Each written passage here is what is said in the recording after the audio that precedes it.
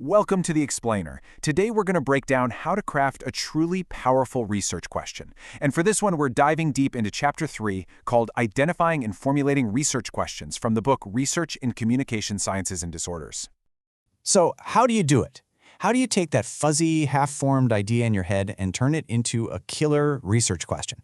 That's the starting point for absolutely everything.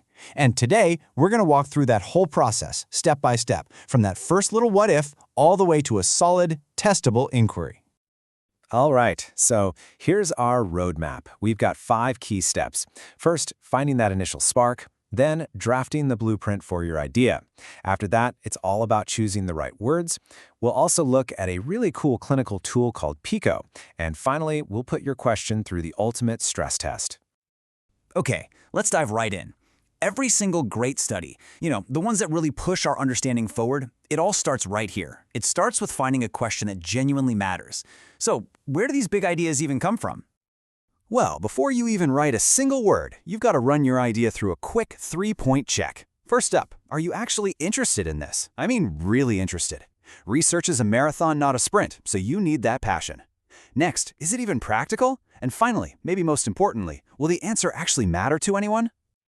Inspiration can pop up from anywhere. It might be a fascinating case study you come across, or a situation where the results are the complete opposite of what everyone expected. A lot of the time, though, the best questions come from digging into the existing research and asking, wait a minute, what's missing here? What haven't they looked at yet? And then, let's get real for a second. This is the crucial reality check. A question about the effects of a preschool program over, say, 15 years? Super interesting, right? But no way is that going to work for a 2-year grad program. You've got to be brutally honest about your resources, your time, your skills, the equipment you have, and whether you can actually get people to participate. So, you've got an idea that's passed the first check. Now what? Well, now it's time to draft a blueprint. You've got to give that curiosity some real structure and a clear goal. At the heart of it, all research is really about studying one thing: variables. It sounds technical, but it's simple. These are just the things that can change or vary, like a person's age, a score on a test, or the type of therapy they receive. Your job is to watch how these things change.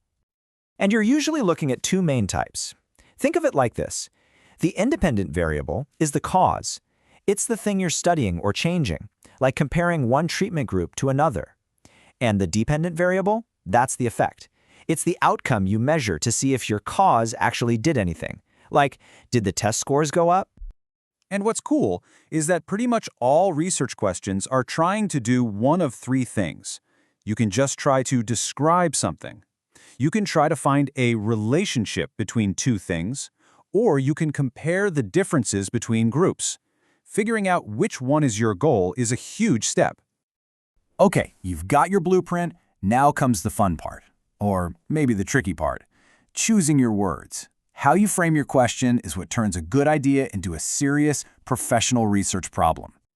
The good news is you've got options here. It's not just one size fits all. You can make a formal prediction with a hypothesis. You could just ask a straightforward question. You could write a statement of purpose, or even frame it as an if-then statement. The best one really depends on what you're trying to do. Let's start with the classic, the hypothesis. At the end of the day, a hypothesis is just your educated guess. It's a formal prediction based on what you already know about what you think is going to happen in your study.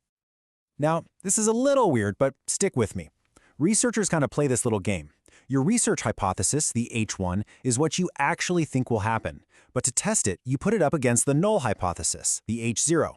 The null is basically the boring default position that says, nope, nothing's going on here, no difference, no relationship. Your goal is to find enough evidence to kick that null hypothesis to the curb. And you can even get a bit more specific. A non-directional hypothesis just says, hey, these 2 groups will be different, but a directional hypothesis is bolder. It says Group A is going to score higher than Group B, or there's a positive relationship here. You're calling your shot. All right, let's switch gears a bit and talk about a super practical tool that clinicians use every single day. It's called an evidence-based practice question, or EBP, and it's all about finding answers that help real people right now. And when it comes to EVP questions, the absolute gold standard is something called the PICO format. It's this simple but totally brilliant framework that helps you turn a real-world clinical problem into a question you can actually search for in the research. PICO is just an acronym that breaks it all down for you. P is for your patient or population. I is for the intervention you're thinking about. C is for the comparison, like another treatment or maybe no treatment. And O is for the outcome you're hoping to get. And here's what's so brilliant about PICO. It is incredibly flexible. Just look at this. For the exact same group of people, say 4-year-olds with hearing loss, you can use this PICO structure to ask all sorts of different questions. Questions about diagnosis, about treatment. It's like a universal translator for clinical problems. Okay, we are in the home stretch. You've built this amazing question, but before you hit go, you have to put it through one last final stress test to make sure it's completely bulletproof. Now, this is maybe one of the most important words you'll learn. Operationalize. Sounds super technical, right? But it's actually a really simple idea. It just means you have to define exactly how you're going to measure your variables. No vague ideas allowed. You need specifics. So check this out. Instead of just saying adults with aphasia, you get specific. Adults with a score of 90 or less on the Western Aphasia Battery. See? You don't just measure improved speech, you measure a higher percentage of intelligible words in a 200-word sample. That level of detail is what makes research real. And this all leads us to the final twin pillars of good measurement: validity and reliability. For validity, the question is, are you actually measuring the thing you think you're measuring? And for reliability, it's, if you did this again tomorrow, would you get the same result? You need both. A test can be reliable but totally invalid, but it can never, ever be valid if it's not reliable. And that's the journey, right there. From that little spark of an idea, to building a blueprint, to choosing the right words, and finally, making it bulletproof. You now have the fundamental tools to build a fantastic research question. So I'll leave you with this. What's the question out there that's just waiting for you to build its blueprint?